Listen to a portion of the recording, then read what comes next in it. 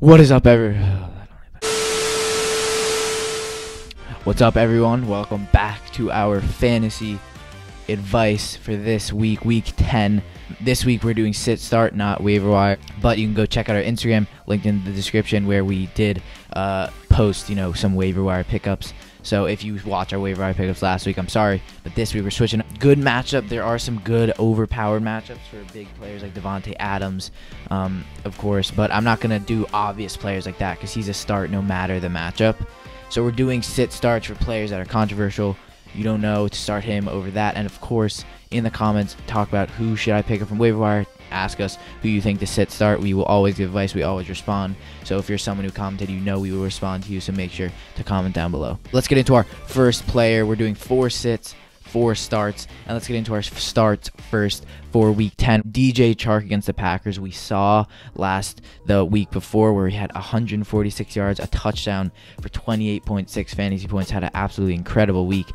With Lutton, I don't know how to say his name, Lutton, at quarterback, DJ Chark was looking like his favorite option. James Robinson was expected to have an amazing game, and he did.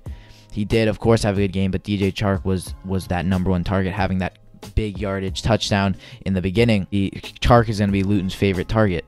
So you got to take that into consideration, especially with a inexperienced quarterback. He might be throwing a lot more crazy balls, and if you're starting DJ Chark, you're not worrying about Lutton throwing interceptions. You just want him to throw the ball to Chark. He saw a significant increase in targets, which is incredibly crucial in PPR league because points per reception. And I think he has a massive upside. He has a big playability and has chances to get massive yardage gains and maybe go for a bigger touchdown against a Packers secondary, which is injury-ridden. I don't know if Jair Alexander will be back.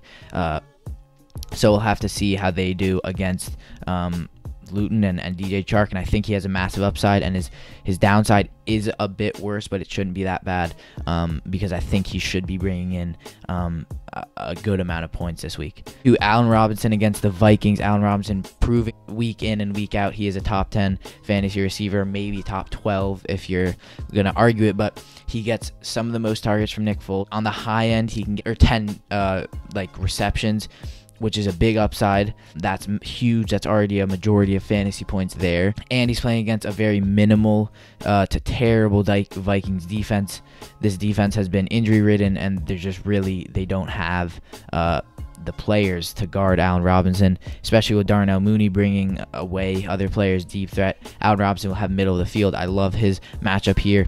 As well, he has a very, very good floor when his snap percentages are very high, and he can destroy this Vikings defense, which is the rank 30th. So start Allen Robinson. He has a good upside. You're looking probably 17 points here, I would say. So I definitely start Robinson and maybe 20 plus if he has a good game. But it's Nick Chubb against the Texans. Usually when he's not injured, start Nick Chubb. He's one of the best running backs in the league. But he's coming back off injury. Kareem Hunt is still a very, very viable RB1. But why you want to start Nick Chubb? First of all, the Texans have the 29th ranked defense. He's averaging 5.9 yards per carry, where Kareem Hunt, I believe, is averaging 4.3. He will still have the significant role there, so Kareem Hunt will most definitely move to a receiving back role, and Chubb will get majority of the snaps. When he was healthy, he was getting 70% of the snaps. And you can see from anywhere from 12 to 20 attempts. He will be injured, so you're probably looking, or he's not injured, but he's coming off injury, so you might be looking at a bit less. But still, he has massive upside. In the red zone, they're handing the ball off to him all the time. He's getting red zone touchdowns. You're looking at upside of 2 touchdowns if the Browns can drive down the field. We've seen a trend of players coming off injury and just having massive games. Christian McCaffrey, Michael Thomas had a decent game, not amazing, but he had a decent game. So there's just players that have come off injury. Dalvin Cook, massive, good, really, really good players that have just come off injury and been absolutely dominant. So you're definitely going to want to start Nick Chubb versus Texans. He's projected 14.9 points. You're looking at least that much. With a touchdown, he could be getting 20, 25. Number 4 and last start, where we have Antonio Gibson, the running back on Washington. And I love Antonio Gibson. Starting off the season as a waiver wire player, you're probably adding him around week 5, maybe 6, or that might be off, but you're adding him around then, and he's really good. He's seeing more and more consistency at the running back position for Washington, with Terry McLaurin there and with Alex Smith possibly, will be starting. They might not be throwing as much. They will still be throwing the ball, so Terry McLaurin owners, don't worry about that. But they won't be throwing as much, especially because Alex Smith is very, very injury scared, as he had that terrible ankle injury. Antonio Gibson has a touchdown in his last 2 games. He has a high upside as he is good at receiving. So you're looking at a couple points from catching the ball and a couple points from getting yards from reception. But receiving backs are so much more overpowered in PPR leagues like Christian McCaffrey and Aaron Jones, players like that. And he's just a really prolific receiving and rushing back. Very good, very, very good running back. Said without their QB1 there, he could be leading and see an increase in attempts. And he plays well against bad defenses. 128 yards against and a touchdown against Dallas. Downside is a bit worse. That is a problem. It's a bit of a risk starting him. His downside is a bit worse. Hard for him to not play well, especially against a bad Lions defense. So yeah, start Antonio Gibson. You're looking at a RB2 and high flex, and even RB1 depending on bye week or injuries on your team. But let's get onto our sits. And this is a hit or miss. Sits are really a hit or miss. This is definitely harder, I would say, than starts. But I'm going to go with number 1, DJ Moore. He was a sit last week as well against the Chiefs. And really the problem is it's just the Bucs have a really good secondary, and I know they lost 38-3 to the Saints. I don't think that's going to be that the Bucs are going to be losing by that much every week. And that defense will be looking to bounce back. They'll be hungry, and I think they have the secondary to do it. DJ Moore had 3.8 points against versus I believe a worse Chiefs defense. I think the Bucs have a better defense, and he's slowly becoming a borderline third receiver on that Panthers team, with Curtis Samuel bringing in a bigger role, rushing role, and has been getting targeted like deep throws down the field, which is DJ Moore's specialty. As well with CMC having the chance of playing, he may not with a shoulder injury. That takes away receptions as well for DJ Moore. So if you're only getting targeted where he only saw 2 receptions in week 9, you can't be getting receptions taken away, especially with those 3 receivers. Robbie Anderson becoming great receiver. I don't know. I don't like him against this Buccaneers team. Not only is he not getting a lot of targets, he's also not getting a lot of receptions, especially against a good defense. You're not looking at him here. Sit DJ Moore unless you have to start him, in which case I don't think it would be an awful idea because he does have a bit of an upside. But number 2, this is definitely a bit of a hot take. I don't know if a lot of people think this, but Kenny Golladay against Washington. This may be outdated. He may sit. I know he's questionable, but I don't like him. First of all, coming off injury, might not be fully healthy, but he might be. As well, Marvin Jones saw a big role in that offense. And Washington have a very, very, very good wide receiver defense. They're very good at keeping wide receivers out of the end zone, and when Kenny Golladay, who's an incredible receiver, he depends on touchdowns to get majority of his points. I know that sounds dumb. Yeah, every player depends on touchdowns, but there's some players who can get 8 receptions a game and then 100 yards, so they're getting a lot of points. He hasn't gotten more than 6 catches, I believe, in a game. So if you're not looking at a touchdown, then he has maybe 12 points unless he gets a ton of yards, which in that case might happen. But he's going up against Kendall Fuller, really, really good interception prone corner.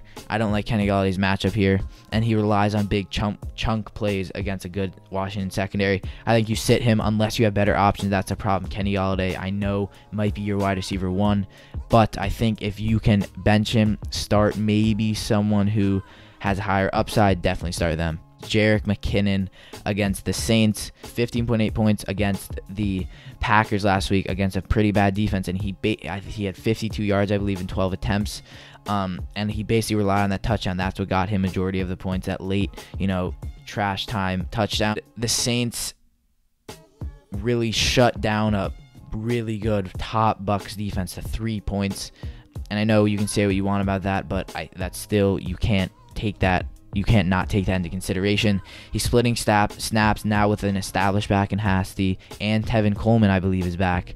So I don't like Jarrick McKinnon. I think he's just not the back you want here. And he, as I said, relies on touchdowns.